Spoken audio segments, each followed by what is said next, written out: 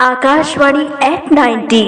Hello, नमस्कार। मैं श्रीमती दीपा चौहान एक गवर्नमेंट टीचर हूँ। मैं रेडियो के बारे में यह बताना चाहती हूँ कि रेडियो एक सस्ता और सुलभ माध्यम है जो सूचना और मनोरंजन प्रदान करता है। यह समाचार, संगीत, मौसम की जानकारी और अन्य कई कार्यक्रम प्रसारित करता है। भारत में सरकारी रेडियो सेवा को आकाशवाणी के नाम से भी हम जानते हैं। रेडियो संचार के लिए ट्रांसमीटर और रिसीवर नामक इलेक्ट्रॉनिक उपकरणों का उपयोग करता है। यह लंबी दूरी तक सूचना को शीघ्रता से पहुंचा सकता है। ग्रामीण और दूर दराज के इलाकों में यह सूचना और मनोरंजन का मुख्य साधन है। टेलीविजन और इंटरनेट के युग में भी रेडियो अपनी प्रासंगिकता बनाए हुए है और लगातार विकसित हो रहा है।